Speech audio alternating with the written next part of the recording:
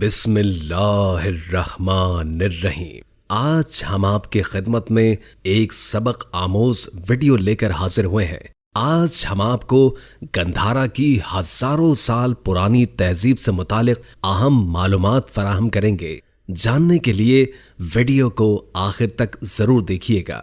کسی بھی قوم کا رہن سہن اور رسم و رواج، اصول و ضوابط جو کہ ایک لمبے عرصے تک رائج ہوتے ہیں، اسے قوم کی تہذیب اور ثقافت کہتے ہیں۔ عالم دنیا میں اب تک 9 بڑی تہذیبیں آباد ہو چکی ہیں۔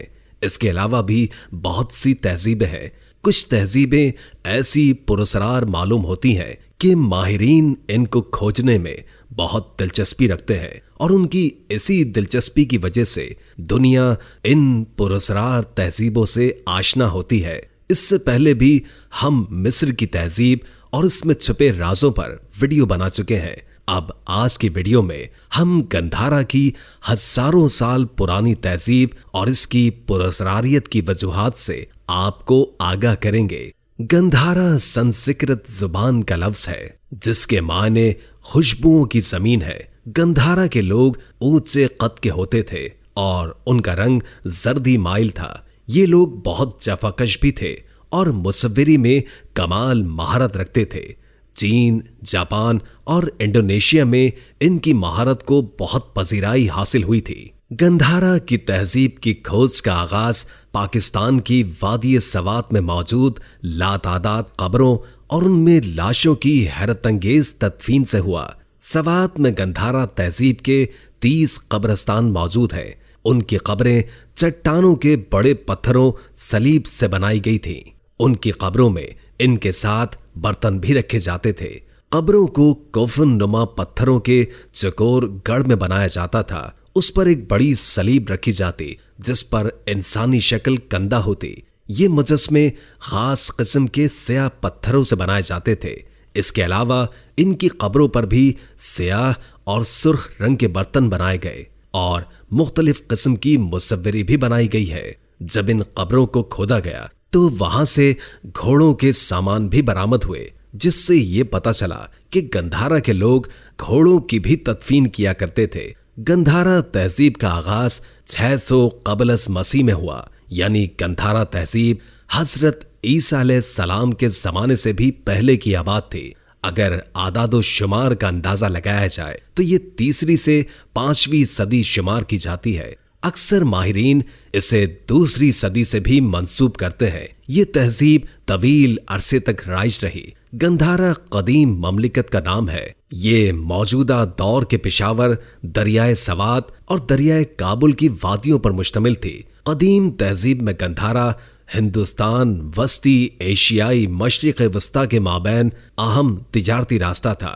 گندھارا کی عجیب و غریب رسم و رواج کی کھوج ان کی ملنے والی قبروں سے شروع ہوئی، جو کہ پاکستان کے سوات میں موجود ہے۔ اس لیے گندھارا تہذیب کو سوات کلچر کے نام سے بھی جانا جاتا ہے۔ گندھارا کا طریقہ تدفین ماہرین کے اندازوں کے مطابق 8ویں صدی قبل از مسیح سے 14ویں ہجری تک شمار کیا جاتا ہے۔ یعنی سوات میں جو گندھارا کے قبرستان پائے گئے ہیں وہ وہاں 8ویں سے 4تھی صدی کے درمیان بنے۔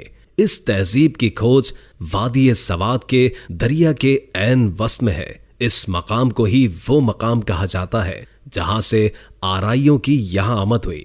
آرا ایک ہندوستانی خاندان تھا جو کہ بہت بڑے جنگجو تھے۔ اس سے پہلے 326 سے 327 قبل از مسیح یونانی جنگجو سکندر اعظم نے اسے فتح کیا تھا، جو کہ ایک مختصر ترین دور رہا۔ اس کے بعد یہ خطہ ایرانیوں کے زیر اثر رہا، لیکن یادگار تاریخ یہاں ہندوستان کے حکمرانوں نے رقم کی۔ گندھارا پر ہندوستان کے موریہ خاندان نے بھی حکومت کی تھی۔ چندرگپت موریہ اس وقت کا بہت مشہور بادشاہ تھا۔ اس نے پاک و ہند میں پہلی سلطنت قائم کی۔ ماہرین کی سابقہ تحقیقات کے مطابق گندھارا دیپ، کنال، چترال اور پشاور پر مشتمل تھا۔ اس دور میں فنون اور دستکاروں کو بڑی ترقی ملی۔ تجارت، مواصلات، زراعت اور ٹیکسز کے شعبے قائم کیے گئے، اور اسی دور میں نہری نظام بھی قائم ہوا۔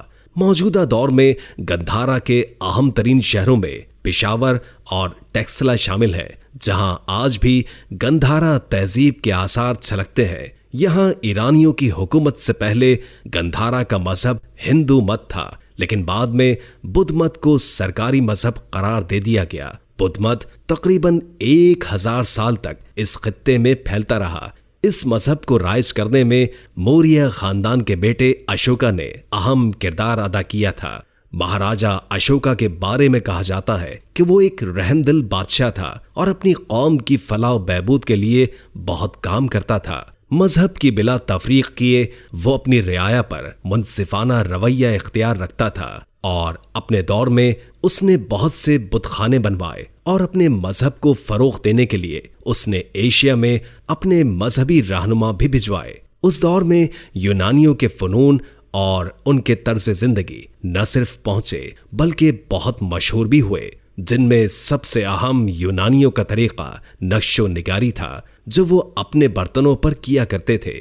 گندھارا کا یہ طریقہ بہت مقبول ہوا۔ گندھارا میں یونانی طریقوں کی آمد تجارتی روابط کے ذریعے ہوئی، اور انہوں نے بھی اپنے برتنوں پر خوبصورت نقش و نگاری کندہ کرنا شروع کر دیے۔ اشوکا نے بدھ مت کے پیغامات پہاڑوں اور میناروں پر کندہ کروائے۔ اس سے قبل بدھ مت کے پیروکار اپنے بدھا کی یاد میں پہیے بنایا کرتے تھے یا پھر اسٹوپا بنایا کرتے تھے۔ اسٹوپا ایک تکون نما مینار ہوتا ہے۔ وادی سوات میں آج بھی اسٹوپا نامی خانقاہ موجود ہے، لیکن پھر بعد میں انہوں نے یونانیوں سے متاثر ہو کر بدھا کا باقاعدہ مجسمہ بنانا شروع کر دیا، اور وہ اس مجسمے کو اس قدر مہارت سے بناتے تھے کہ بدھا کا لباس اور جسمانی ساخت الگ الگ نمایاں ہوتی۔ اسی طرح قبروں میں موجود نقش و نگاری والے برتن اور یہ بت گندھارا کی تہذیب کے منہ بولتے ثبوت ہیں۔ ان قبروں کو جن پتھروں سے بنایا جاتا تھا انہیں شست کہا جاتا ہے، اسی لیے ان کی قبروں کو شست کلچر بھی کہا جاتا ہے۔ پہاڑوں اور مختلف مقامات پر کندے پیغامات بھی اسی تہذیب کا آئینہ ثابت ہوئے ہیں۔ مہاراجا اشوکا کی وجہ سے بدھ مت چین، منگولیا اور جاپان تک بھی پھیل گیا تھا۔ وہ موجودہ نیپال میں پیدا ہوا اور اس نے تقریباً 45 سال بدھ مت کی ترویج کی۔ وہ ایک فلسفی استاد اور مذہبی رہنما تھا۔ اس کے نزدیک دنیا حاصل کرنے کا طریقہ یہ تھا کہ انسان نیک اور پاک زندگی گزارے، تمام جانداروں پر رحم کرے اور کسی کو ستائے نہیں۔ 5ویں صدی میں وسطی ایشیا سے آنے والے خانہ بدوشوں نے گندھارا کو تباہ کر دیا۔ ان خانہ بدوشوں کو سفید ہنس بھی کہا جاتا ہے۔ یہ آئے تو وسطی ایشیا سے تھے، لیکن ان کی تربیت فوجیوں والی تھی اور یہ لوگ جنگجو تھے۔ ان کا مذہب بھی بدھ مت ہی تھا۔ گندھارا آرٹ پوری دنیا میں مشہور ہے۔ گندھارا آرٹ کے مختلف نمونے، جن میں قابل ذکر ان کے مجسمے اور برتن ہے، لاہور سمیت پاکستان کے مختلف عجائب گھروں میں نمائش کے لیے رکھے گئے ہیں۔ پشاور چھاونی ریلوے اسٹیشن کے قریب ایک عمارت ہے جس میں گندھارا تہذیب کا خزانہ آپ کو ملے گا۔ اس میں گندھارا تہذیب کے نوادرات پڑے ہوئے ہیں۔ یہ عمارت پشاور کا عجائب گھر ہے۔ گندھارا تہذیب پر مختلف قومیں حکومت کرتی رہیں، اس لیے اس آرٹ میں شامی، ایرانی، یونانی اور ہندوستانی تہذیبوں کا اثر شامل ہے۔ گندھارا کے لوگ پتھروں اور ریت کی مدد سے اپنے بدھا کے بت بنایا کرتے تھے۔ بدھا کی تصاویر وہ چٹانوں، عمارتوں اور پہاڑوں پر بھی تراشتے تھے۔ دوستو، یہ تھی گندھارا کی قدیم تہذیب کی معلومات۔ امید کرتے ہیں کہ اس میں آپ کو بہت کچھ سیکھنے کو ملا ہوگا۔ دوستو، ویڈیو اچھی لگی ہو تو لائک کر کے شیئر کر دیں اور کوئی اچھا سا کامنٹ کر دیں۔ اللہ تعالی ہم سب کو اپنی حفظ و امان میں رکھے۔ جزاک اللہ۔